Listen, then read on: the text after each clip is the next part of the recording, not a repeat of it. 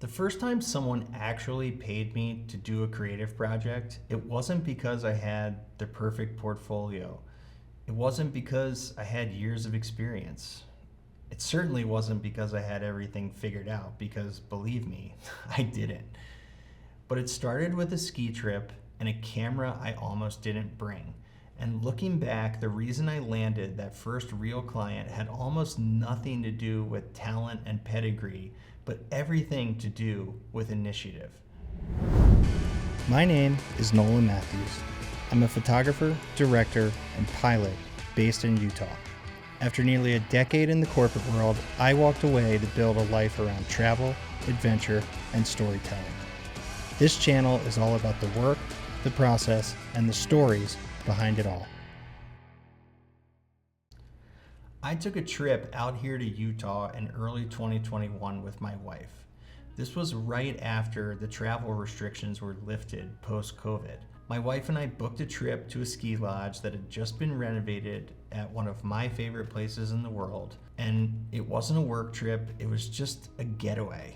It was also so early to the restrictions being listed that we had to wear masks everywhere, even on the ski mountain.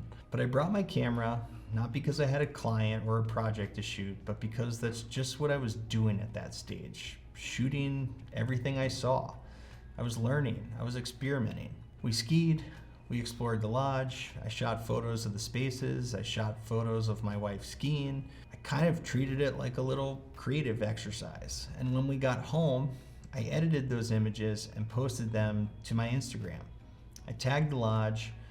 There was truly nothing strategic about this. I was just sharing work that I was proud of. But then something interesting happened. The lodge reached out, they introduced themselves and said they loved my photos and asked if they could have them. Now, here's where things get a little bit more real.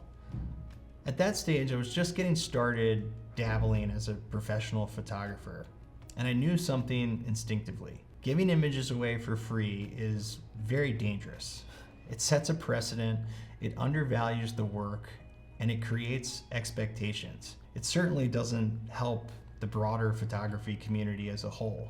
But they frame the ask as opening a door to discuss future work and start to build a relationship. And I was at the stage where I was thinking, is this maybe the first door, the first opportunity, the first piece of what would become some momentum? And most importantly, I asked myself, what did I have to lose?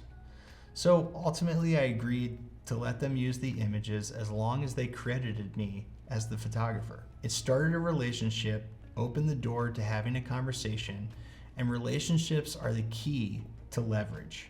A few months later, after the ski season ended, that summer, they reached back out. They were beginning to plan their upcoming winter campaigns, and they asked if I could put together a proposal for a winter shoot. That was the moment. And up until then, I was just aspiring. I was experimenting, posting, learning, but this was different. This had scope, it had budget, it had decision makers, timelines, deliverables. This was real responsibility. And after I got over the initial excitement of getting asked to do my first real commercial job, I remember thinking, okay, this is either where I step up or I prove that I'm not ready. This was really the first time that I felt the full gravity of the situation. Not just can I take good photos for them, but can I deliver something that moves the needle for their business? That shift from thinking like an artist to thinking like a partner is really what made it real. And ultimately, we landed the job, a job that required a shooting plan, travel logistics, talent management.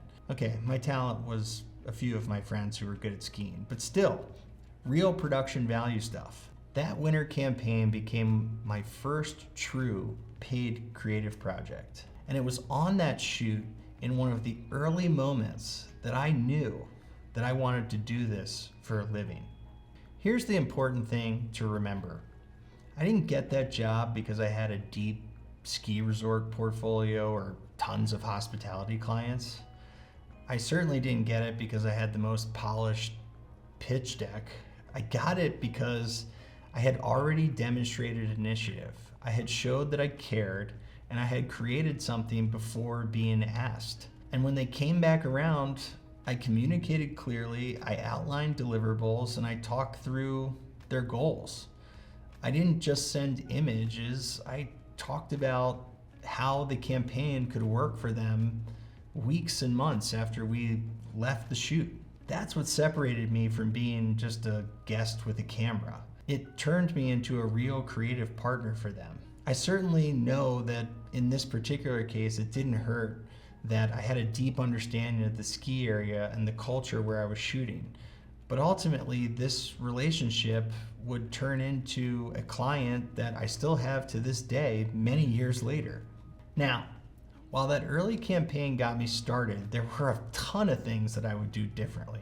First of all, I would have handled the initial free image conversation with a bit more intention. While I don't regret doing it, I probably would have framed it a bit differently. Secondly, I would have priced this like a practitioner, not like an excited first-timer. A big part of that first campaign was a trade. And while I have done plenty of trades in my career and there's nothing wrong with that, I agreed to essentially shoot this campaign in exchange for a free ski trip with my friends. While that's awesome, this choice would ultimately come back to haunt me in later years when I learned more, needed to get paid so that I could run my business and ultimately put food on the table. Lastly, I would have clarified scope, deliverables, and strategy more tightly from the beginning. Early me was enthusiastic, sometimes too enthusiastic. I over-delivered images without any kind of boundaries, and I underpriced because I was grateful. And while that's common in the beginning, it's just not a sustainable business strategy. Ultimately, your first client doesn't just give you income, they set the tone for how you operate in your professional life. Here's what that early experience taught me. Your first client usually doesn't come from being the most talented person in the room.